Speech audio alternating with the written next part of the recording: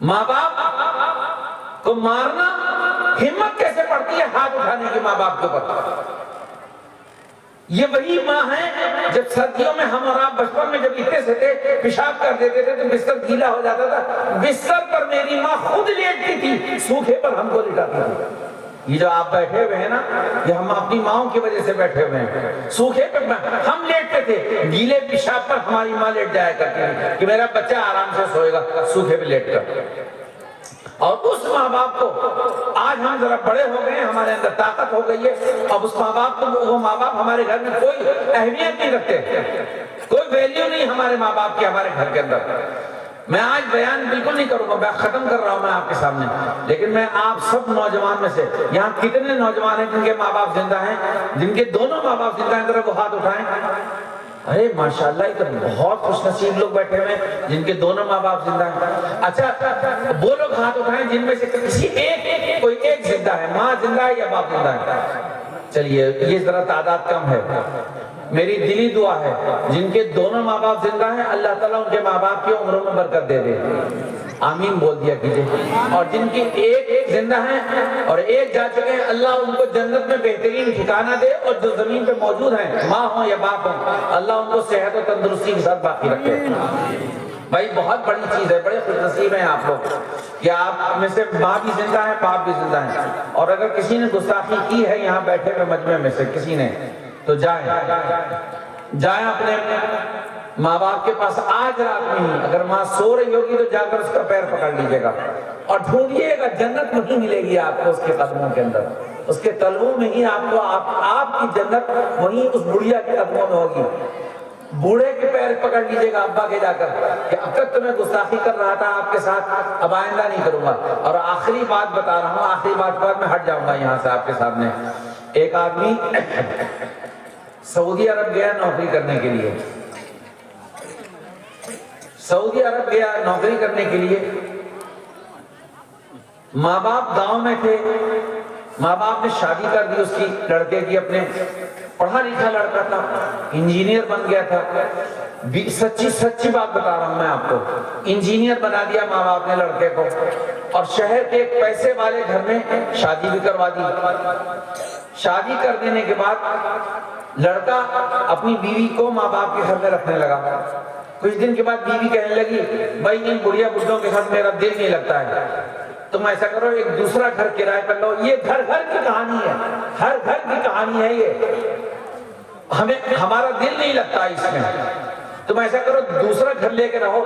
یہ بڈھا کھانستا رہتا ہے ساری رات، یہ بڑھیا ہر معاملے میں بولتی ہے، تو ایسا ہے ان کو دونوں کو چھوڑو یہاں پر، ان کو یہیں رہنے دو، ہم دوسرا مکان لے گئے، دوسرا مکان لے کے رہیں گے۔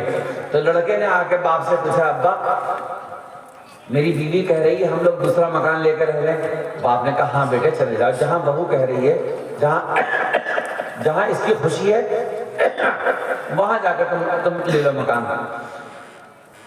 پڑوس میں جا کر ایک کرائے کا مکان لے لیا لڑکے نے، اپنی بیوی کو لے کر وہاں رہنے لگا۔ جب دیکھنے کا دل چاہتا تھا تو بڑھیا بڈھے وہاں آ جاتا تھا۔ تو ایک دن بیوی کہنے لگی، سنو ہم نے تو سوچا تھا کہ پیچھا چھوٹ جائے گا، لیکن یہ دونوں منحوس یہاں بھی آ جاتے ہیں ہمارا منہ دیکھنے کے لیے، ایسا کرو وہ فلاں محلے میں ذرا پیسے والے لوگ رہتے ہیں، ہم لوگ وہاں مکان لے کے رہیں گے۔ تو پھر بیٹے نے آ کے پوچھا، ابا یہ کہہ رہی یہاں کا مکان کچھ غلط ہے، وہاں والا مکان زیادہ اچھا ہے، وہاں لے۔ ابا نے کہا ہاں بیٹے چلے جاؤ، جہاں بہو کہہ رہی ہے وہیں جا کر رہ لو، اس کی خوشی کے لیے تم وہیں چلے جاؤ۔ تو بیٹا وہیں دور چلا گیا، پہلے روزانہ آتا تھا ماں باپ کے پاس، اب ہفتے میں ایک دن آنے لگا۔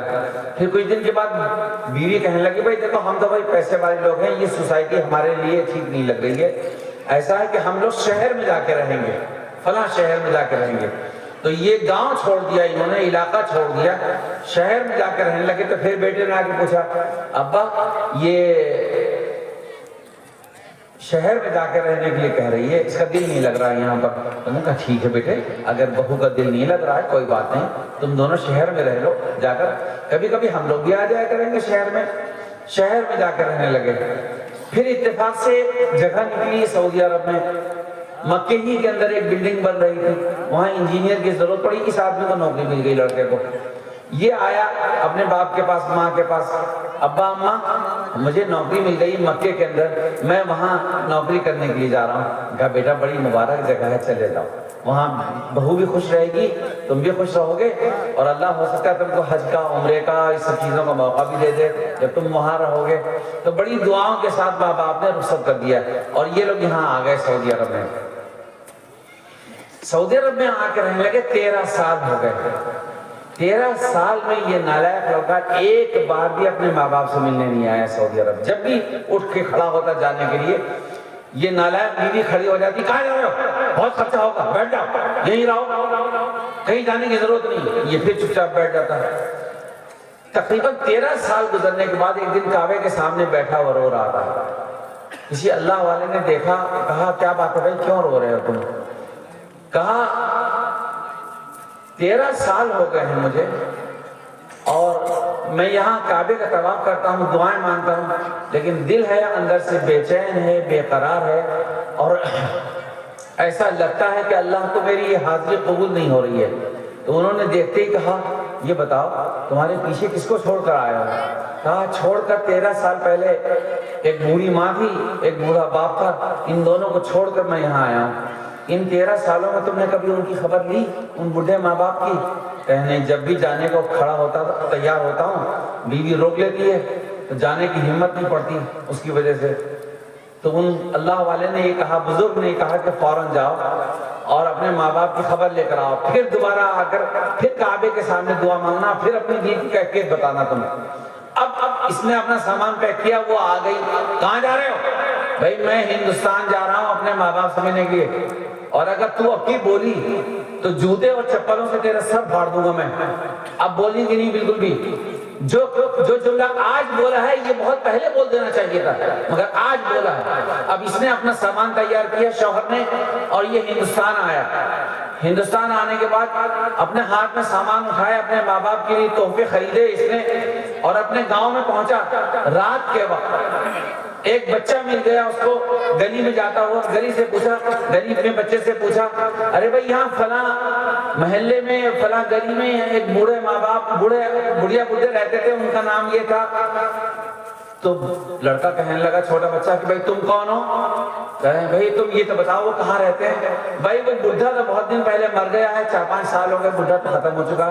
ہاں بڑھیا رہتی ہے، وہ رہتی ہے اس گھر کے اندر، اور سنا ہے کہ ان دونوں بوڑھے ماں باپ کا ایک نالائق لڑکا سعودی عرب میں کہیں رہتا ہے۔ یہ لڑکا کہہ رہا ہے، چھوٹا بچہ کہہ رہا ہے، نالائق لڑکا سعودی عرب میں رہتا ہے، بڑا بدنصیب لڑکا ہے، بوڑھا باپ ختم ہو گیا، نہیں آیا، بڑھیا بھی ختم ہونے والی ہے۔ یہ اپنے کانپتے ہاتھوں سے اپنے گھر کے دروازے پر پہنچا، دروازہ کھولا، اور دروازہ کھول کے اپنے دروازے کے اندر جب داخل ہوا تو دیکھا صحن میں ایک چارپائی بچھی ہوئی ہے، اور ایک چارپائی پر ہڈیوں کا ایک ڈھانچہ رکھا ہوا ہے، ہڈیوں کا ایک ڈھانچہ رکھا ہوا ہے، اور اس ڈھانچے کے قریب یہ گیا لڑکا، اور دیکھا اس نے حیرت سے کہ وہ تو اس کی ماں لیٹی ہوئی تھی، اکیلی تنہا اس کی ماں لیٹی ہوئی تھی، اور اس کے ہونٹ ہل رہے تھے، اور یہ کہہ رہی تھی، اے اللہ میرا بچہ دنیا سے، اے اللہ میرے بچے کو میرے پاس بھیج دے، میرے دنیا سے جانے کا وقت آ گیا ہے، کوئی نامحرم میرے جسم کو ہاتھ نہ لگائے، اے اللہ میرے باپ، اے اللہ میرے بچے کو میرے پاس بھیج دے، اے اللہ میرے بیٹے کو میرے پاس بھیج دے، کوئی نامحرم میرے ہاتھ جسم پہ نہ لگائے، میرا شوہر تھا وہ تو چلا گیا، اب بیٹا رہ گیا، اے اللہ اس کو بھیج دے۔ یہ اپنی ماں کے سینے پر گر گیا اور لپٹا کہنے لگا، اماں بہت دیر ہو گئی آنے میں، بہت دیر کے بعد آیا ہے۔ ماں نے سوکھی ہڈیوں بھرے ہاتھ اس کی پیٹھ پہ پھیرے، کہا بیٹے بہت صحیح وقت پہ آیا، پہلے آتے تو میں تم کو کھانا بھی نہیں کھلا سکتی تھی، اب تو تم ایسے وقت پر آئے ہو، اب کچھ بھی نہیں رہ گیا۔ ہاں اتنی خوشی ضرور ہے کہ تم مجھے اپنے ہاتھوں سے قبر میں رکھو گے، اور بیٹا اگر ہم سے کچھ غلطی ہو گئی، کہا سنا ہو گیا تمہارے لیے، ہماری بہو کے لیے، تو معاف کر دینا۔ یہ کہنے کے بعد ماں نے ہمیشہ کے لیے اپنی آنکھیں بند کر لی، اور اس لڑکے کو تڑپتا ہوا چھوڑ کر اس دنیا سے رخصت ہو گئی۔ میں اس لڑکے سے جب ملا اور اس نے جب یہ داستان مجھے سنائی تو ہچکیاں بن گئی میری۔ میں نے کہا میں تم کو کیا کہوں کہ تم کو خوش نصیب کہوں کہ تم ماں کے مرنے سے پہلے پہنچ گئے، کہ بد نصیب کہوں کہ باپ کے جنازے میں تم نے کندھا نہیں دیا، کیا کہوں تم کو؟ مگر میں نے کہا اب کیا کرتے ہیں؟ کہنے لگا اب یہ ہوتا ہے کہ دن میں جب بھی مجھے موقع ملتا ہے میں اپنی ماں کی طرف سے عمرہ کر دیتا ہوں، میں اپنے باپ کی طرف سے عمرہ کر دیتا ہوں۔ میں نے حج بھی کر لیا اپنے باپ کی طرف سے، میں نے عمرہ بھی کر لیا اپنے باپ کی طرف سے۔ میں نے کہا اب امید ہے شاید میرے پروردگار نے تجھے معاف کر دیا ہو، شاید معاف کر دیا ہو۔ اس لیے یہاں جو نوجوان بچے بیٹھے میں ان سب سے گزارش کرتا ہوں کہ اگر ماں باپ سلامت ہیں تو آج ہی رات میں جانا اور ان کے پیر پکڑ لینا۔